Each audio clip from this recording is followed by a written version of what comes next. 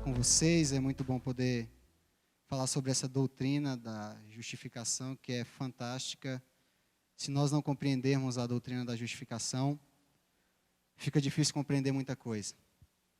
Então, é extremamente necessário nós entendermos do que se trata. De antemão, eu queria te convidar para abrir a sua Bíblia no livro de Romanos, no capítulo 3. Nós vamos ler do versículo 21 até o 25. Diz assim: mas agora se manifestou uma justiça que provém de Deus, independente da lei, da qual testemunham a lei e os profetas. Justiça de Deus mediante a fé em Jesus Cristo para todos os que creem. Não há distinção, pois todos pecaram e estão destituídos da glória de Deus, sendo justificados gratuitamente por sua graça, por meio da redenção que há em Cristo Jesus. Deus o ofereceu como sacrifício para propiciação mediante a fé, pelo seu sangue, demonstrando a sua justiça. Só até aqui, feche os seus olhos, Pai. Nós estamos diante da Tua palavra e nos submetemos à autoridade da mesma. Nós te pedimos, fale aos nossos corações, Espírito Santo, que o Senhor possa nos ministrar e nos trazer iluminação para compreender o que é a justificação pela fé. E que ao sairmos daqui possamos ter a convicção de que a Tua misericórdia e a Tua graça têm sido derramadas abundantemente nas nossas vidas. No nome precioso de Jesus. Amém. Eu não tive muita dúvida em escolher o texto e nem o livro para falar sobre justificação. Poderia ter escolhido 2 Coríntios ou Gálatas, mas Romanos é muito significativo. A carta de Paulo aos Romanos é muito significativa. Até mesmo Martinho Lutero descobre a doutrina da justificação pela fé, se eu não me engano, em Romanos capítulo 1, versículo 17. O justo viverá pela fé. Então, eu fui honesto comigo mesmo e imaginei, eu preciso falar em Romanos. Romanos é uma carta magnífica. Alguns dizem que Romanos é o Evangelho segundo Paulo, porque ele expõe a doutrina, o Evangelho e as doutrinas mais fundamentais que existem no Evangelho nesse livro. A carta aos Romanos, então, é um tratado produzido por uma mente brilhante e apaixonada. Nós estamos falando de Paulo, apóstolo. Paulo toma o fato da morte e da ressurreição de Jesus Cristo e um testemunho vivo disso e pondera sobre as implicações desses fatos na história da humanidade. E algumas perguntas ele tenta responder dentro desse livro, de que maneira a morte e a ressurreição de Jesus deram um novo rumo à história da humanidade e do planeta. Ele responde essas questões. O que Deus vai fazer? O que significa dizer que Jesus salva? O que está por detrás de tudo isso? E qual será o resultado dessas coisas? Desses fatos que aconteceram dentro da história e que mudou a nossa vida. Que mudou a vida da humanidade, que mudou o planeta de forma geral. Essas são algumas perguntas ou algumas das questões que orientam o pensamento de Paulo a escrever essa carta à igreja que está em Roma. É interessante nós entendermos que Paulo nunca tinha ido a Roma quando ele escreveu essa carta. Ele havia, nas suas viagens missionárias, se encontrado com alguns irmãos daquela igreja de Roma, mas ele não tinha ido ali ainda. E o que a igreja de Roma ouvia falar eram alguns boatos acerca de Paulo. E a gente sabe que boato nem muitas vezes é coisa boa, né? Então Paulo teve essa necessidade, sentiu-se impelido por Deus para escrever uma carta e depois ir àquele lugar para pregar às pessoas que estavam ali. Era uma igreja constituída de judeus e de gentios. Na maioria eram gentios. Mas existiam judeus ali que acreditavam em Jesus Cristo, acreditavam que Cristo era o Messias. No entanto, os gentios, eles precisavam saber o que Jesus significava para eles. Eles não tinham muita clareza quanto a isso, então Paulo escreve essa carta para deixar as coisas claras para os gentios. Todos, na verdade, dentro daquela igreja discutiam sobre como um seguidor de Jesus deve viver. Por isso, eles faziam questão de ouvir a mensagem de Paulo, vinda do próprio Paulo. Essa carta aqui, segundo a maioria dos teólogos, é o maior tratado, é o maior documento do cristianismo. Paulo escreve essa carta por volta de 57 depois de Cristo. Um período em que o Império Romano dominava toda aquela região. Era um império, era uma região gigantesca para a época. Alguns historiadores dizem que haviam mais de 1 milhão de habitantes naquela cidade. O palácio do imperador era um complexo imenso. Aliás, os burocratas trabalhavam e moravam lá. Como a gente lê em Atos, era uma cidade muito religiosa. E praticamente em toda a esquina tinha algum templo religioso, inclusive um templo dedicado a César. Eram pessoas muito religiosas. Naquele período em que Paulo escreve essa carta, quem era o imperador era Nero. Vale a pena lembrar que tinha 3 anos que ele estava no poder, e ele só chegou ao poder porque a mãe dele assassinou seu pai, o imperador Cláudio. É nesse contexto que a igreja de Roma está vivendo. Esse tipo de disputa de poder, de mistura religiosa, de confusão, é o lugar onde a igreja de Roma está. E é nesse contexto, então, que Paulo escreve essa carta para a igreja de Roma, e é uma carta que mudou a história não só da igreja de Roma, mas a história da igreja como um todo, até os dias de hoje. Então, por isso, eu me senti impelido para falar sobre a doutrina da justificação, usando a carta de Paulo aos Romanos. Eu vou começar com um ponto de partida, a gente vai transitar entre o capítulo 1, 2 e 3 de Romanos, e a gente tem que começar falando do que Paulo começa falando. Paulo fala e começa retratando sobre a condição humana. Se nós não entendermos a condição em que o homem vive, em que o homem está sem Deus, não faz muito sentido nós compreendermos a doutrina da justificação. Por isso que no capítulo 3, no versículo 9, 10 e 11, ele diz, leia comigo. Que concluiremos então? Estamos em posição de vantagem? Não. Já demonstramos que tanto judeus como gentios estão debaixo do pecado. Como está escrito, não há nenhum justo, nenhum sequer. Não há ninguém que entenda, ninguém que busque a Deus. A primeira coisa que Paulo faz é mostrar que todos, sem exceção, estão debaixo do pecado. Todos pecaram, todos são pecadores, não existe nenhum justo sequer. Se nós não compreendermos essa verdade, não faz muito sentido compreender a doutrina da justificação. Paulo mostra a condição miserável em que o homem se encontra sem Deus.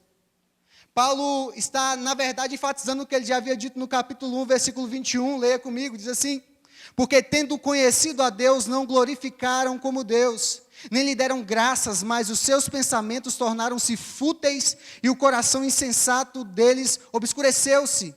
Dizendo-se sábios, tornaram-se loucos e trocaram a glória de Deus imortal para imagens feitas segundo a semelhança do homem mortal, bem como os pássaros, quadrúpedes e répteis. Leia o 25 comigo.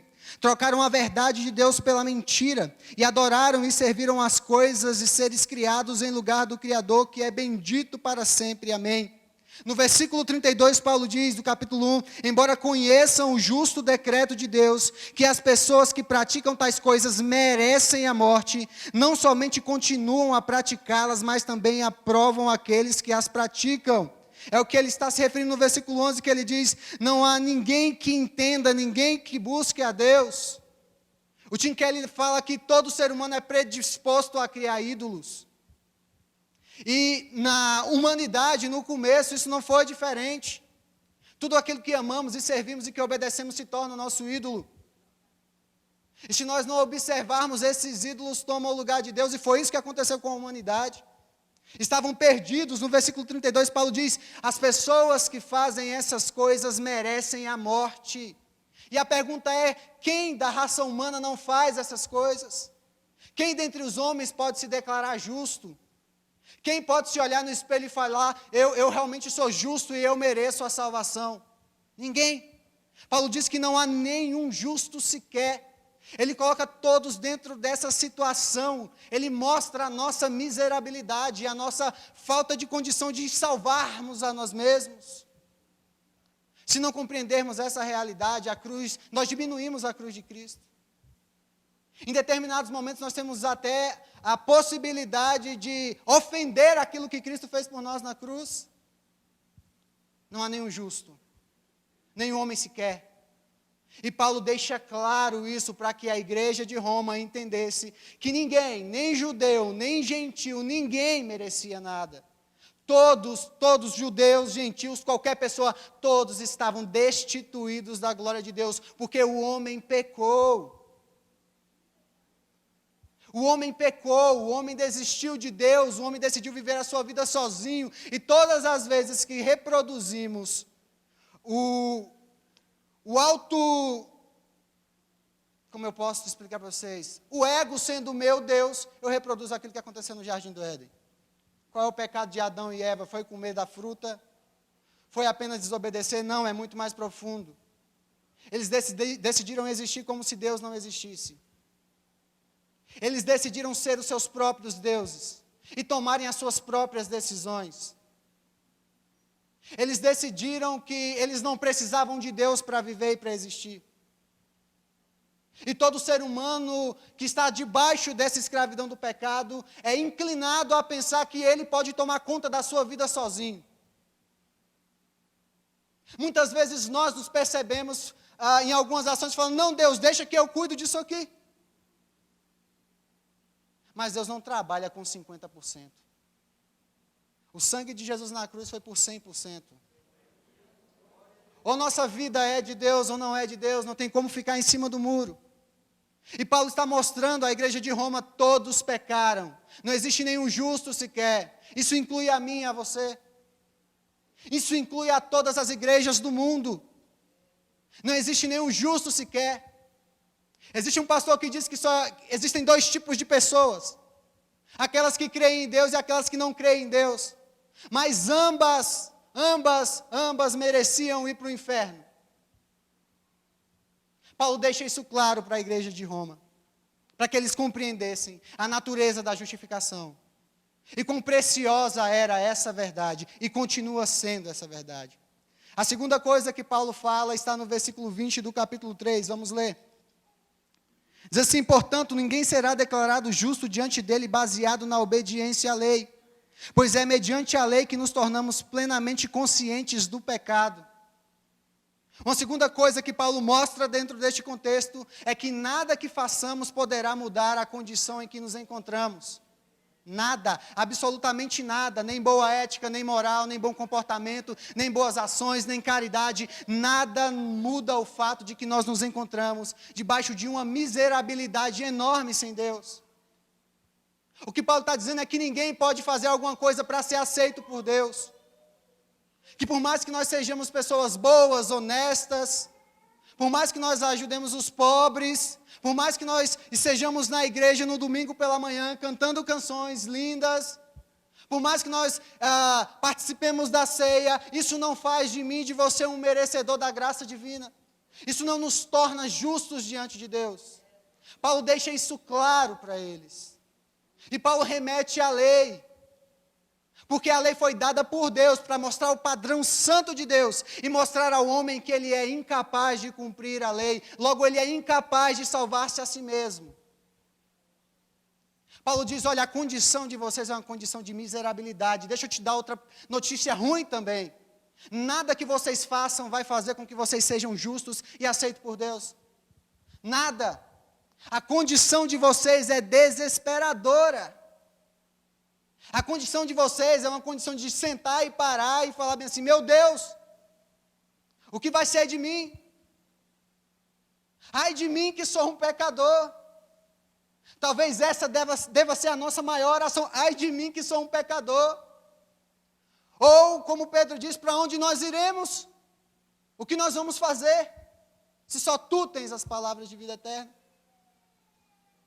No capítulo 2, versículos 6 e 8, Paulo fala sobre o resultado disso, enfatiza isso que nós vemos no capítulo 3, vamos ler capítulo 2, versículo 6, ele diz, Deus retribuirá a cada um conforme o seu procedimento, versículo 7, Ele dará vida eterna aos que persistindo em fazer o bem buscam glória, honra e imortalidade, mas haverá ira e indignação para os que são egoístas, que rejeitam a verdade e seguem a injustiça. Haverá tribulação e angústia para todo ser humano que pratica o mal.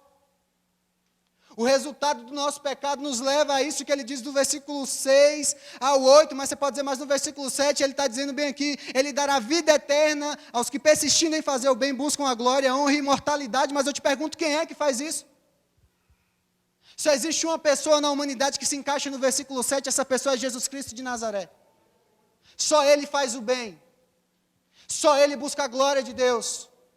Esse versículo 7 não cabe para o ser humano destituído da glória de Deus. O que cabe para o ser humano destituído da glória de Deus é o que está no versículo 6, no versículo 8 e no versículo 9. Haverá tribulação e angústia para todo ser humano que pratica o mal. O que cabe ao ser caído é aquilo que está no capítulo 1, versículo 32. Eles merecem a morte. Essa é a condição do ser humano. A situação do ser humano, eu repito, é desesperadora. A situação de todo homem sem Deus, seja jovem, seja criança, seja mulher, seja homem, seja na terceira idade ou não, é desesperadora. Se a mensagem acabasse aqui, poderíamos ir para as nossas casas deprimidos ou indo para a farmácia comprar remédio controlado. Porque a nossa situação estaria muito feia. Porque neste ponto nós estamos diante de um fato. O homem pecou contra um Deus santo, justo e infinito. Neste caso, apenas declarar um homem justo é uma ofensa contra a justiça de Deus. Aliás, é uma ofensa é uma violação, inclusive, da ordem moral do universo criado por Deus. Por que Deus não poderia, então, simplesmente falar bem assim, eu sou Deus, agora eu vou perdoar todo mundo? Porque ele não pode se contradizer. Na palavra ele diz que o salário do pecado é a morte, aquele que pecar certamente morrerá. A dívida precisava ser paga e a nossa dívida é grande. Não se diz respeito ao fato só Deus não é Deus, então por que ele não perdoa logo e está tudo resolvido? Porque Deus não se contradiz, porque Deus não volta atrás na sua palavra, porque o caráter de Deus é imutável. A dívida precisava ser paga. E nada mudaria esse fato. E é aqui que nós entramos no terceiro ponto, naquilo que nós chamamos de justificação. Aqui acontece a solução do dilema e do problema humano. É o que nós lemos no versículo 21 do capítulo 3 ao versículo 25. Vamos ler outra vez. Esse texto é maravilhoso. Diz, mas agora se manifestou uma justiça que provém de Deus. A justiça provém de Deus e não do homem. Independente da lei, da qual testemunham a lei e os profetas, justiça de Deus mediante a fé em Jesus Cristo para todos os que creem. Vamos para o versículo 24. Sendo justificados gratuitamente por sua graça, por meio da redenção que há em Cristo Jesus. E por que isso se deu? Porque Deus ofereceu a Jesus como sacrifício de propiciação por mim e por você. O que Deus faz é pagar a nossa dívida. O que Deus faz é cobrar a dívida e Ele mesmo paga essa dívida. A justificação é a resposta de Deus, a mais importante de todas as questões humanas. Como uma pessoa pode se tornar aceitável diante de Deus? Como alguém pode ser salvo por Deus? Ninguém pode se salvar. Não há um justo sequer. E Deus responde a esse dilema com a justificação pela fé. Ele nos torna aceitáveis diante de Deus. Biblicamente, a justificação é um conceito jurídico e forense, então quem é do direito sabe com mais clareza o que isso significa, mas ela tem um significado de declarar justo, ou Deus declara alguém justo, e Ele declarando justo, o justo é. Justo está declarado, não porque há alguma coisa boa no homem, mas porque Ele o declarou justo. É o ato de Deus mediante o qual Ele, em sua graça, declara justo o pecador, isentando-o de qualquer condenação. Na verdade, Tim Keller afirma que Deus atribui justiça, confere status legal a alguém, trata essa pessoa como justa de fato e a livra da condenação, embora ela continue injusta no coração e em comportamento. Ela está justificada, não pelos seus méritos, não porque é boa, mas porque a justiça de Jesus é imputada ao homem. Isso é a justificação. O que é a justificação? O termo original não se refere a uma mudança intrínseca do indivíduo, e sim a uma declaração feita por Deus. Por isso somos considerados justos, ainda que pequemos e que desonremos muitas vezes a Deus com o nosso comportamento, porque nós não temos uma justiça própria, nós somos culpados diante de Deus. Ele nos declara justo com base na expiação dos nossos pecados por Cristo e na justiça de Jesus imputada a nós. Não é a minha justiça. Não é que eu sou mais santo do que alguém, é a justiça de Deus. É a justiça de Jesus, são os méritos de Jesus, que são atribuídos a mim por graça e misericórdia. E se isso não acontecesse, eu estava nessa condição desesperadora que Paulo retrata. Todos merecem a morte. Mas esse ato de Deus, do Pai, de Jesus Cristo e do Espírito Santo de Deus, naquilo que vocês estão estudando aqui, que é a doutrina da salvação, muda por completo a história, muda o rumo das nossas vidas, faz com que a nossa vida ganhe significado e sentido. Isso é para a glória de Deus. Isso significa que a justiça do crente é somente uma justiça imputada, atribuída a ele sem incluir uma transformação moral de jeito nenhum.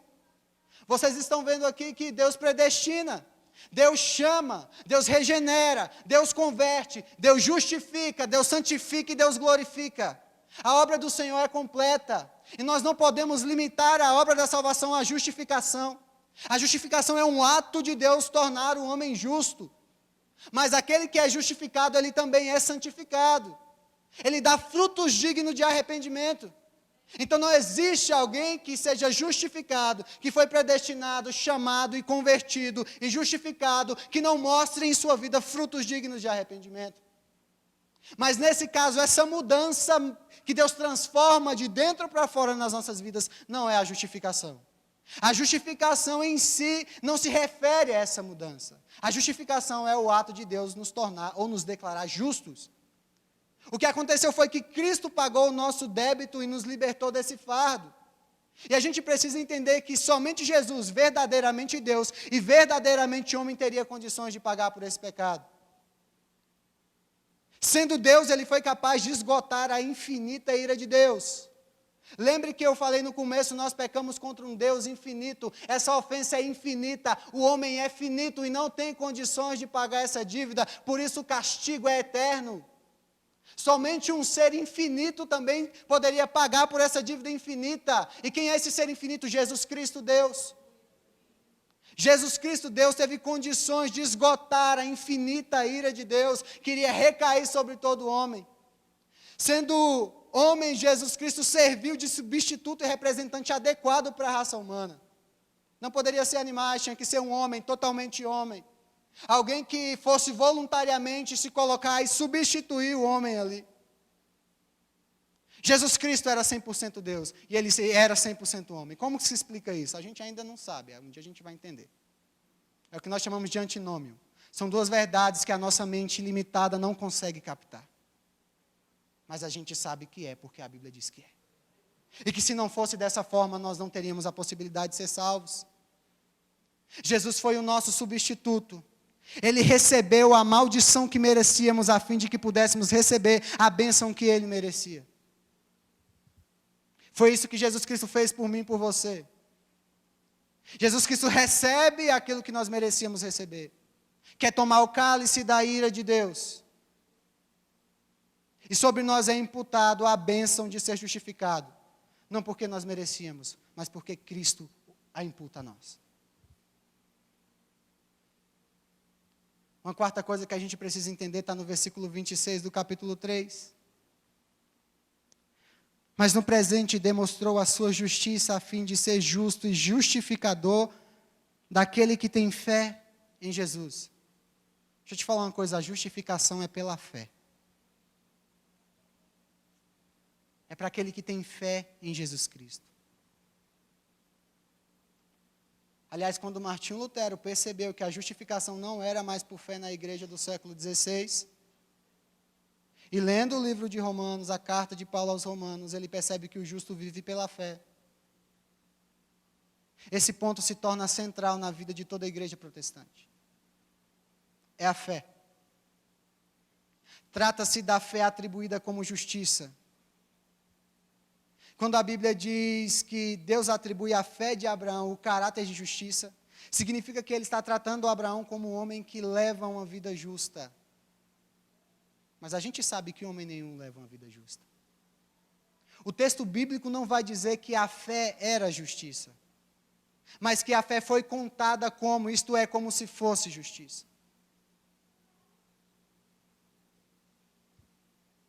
Por isso nós compreendemos que é possível ser amado e aceito por Deus, embora sejamos pecadores imperfeitos. Abraão era justo, pecador como todos nós.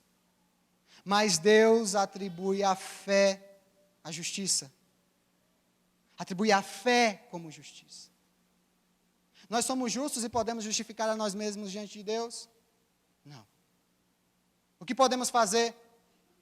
Crer em Jesus. E essa fé é atribuída a mim e a você como justiça. Como justiça. Isso representa a misericórdia e a graça de Deus, sendo derramada sobre a raça humana de maneira abundante, inesgotável. Por isso celebramos a ceia com tanto entusiasmo. Por isso que a ceia é tão significativa para aquele que entende a doutrina da salvação e o que Cristo fez por nós. Por isso o momento de se cumprir essa ordenança é tão especial. Por isso é um privilégio participar deste momento. É compreendermos o que Cristo fez por nós. Uma quinta coisa decorrente desse ponto 4 é que não há espaço para a meritocracia. No versículo 27 do capítulo 3, Paulo diz: onde está então o motivo da vanglória? Ele responde: é excluído. O homem vai se vangloriar de quê? Aliás, em Efésios capítulo 2, Paulo fala que até a fé é dom de Deus. Ele vai se gloriar de crer em Deus, se é Deus quem o impulsiona e o leva a crer nele. O homem não tem do que se orgulhar. E o homem tem que tirar da cabeça essa ideia de que ele pode fazer alguma coisa para ser aceito por Deus. Não são as obras que nos salvam. Não é fazer parte de uma igreja que vai nos salvar. Eu costumo enfatizar, eu vou para a igreja não é para ser salvo, não, é porque eu sou salvo.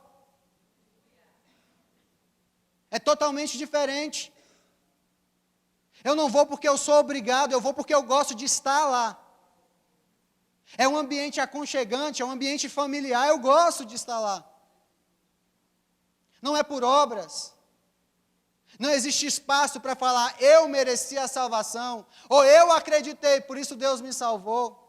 O homem não tem parte em nada disso, a glória é de Deus. A honra é de Deus. Toda a glória deve ser atribuída a Ele. Se nós temos condições de estar aqui nessa manhã louvando ao nome do Senhor, a glória é dEle. Afinal, nada que façamos se justifica se não for para a glória de Deus. Se eu adorar e cantar canções que não for para a glória de Deus, não faz sentido. Se eu prego mensagem para edificar a igreja que não seja para a glória de Deus, não faz sentido. Se eu evangelizo uma pessoa que não seja para a glória de Deus, não faz sentido. Ainda que pareça muito justificável o amor de querer tirar as pessoas do inferno. E nós não estamos anulando isso.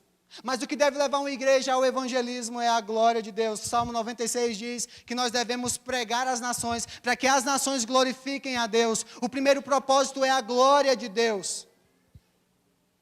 O homem tem que entender isso.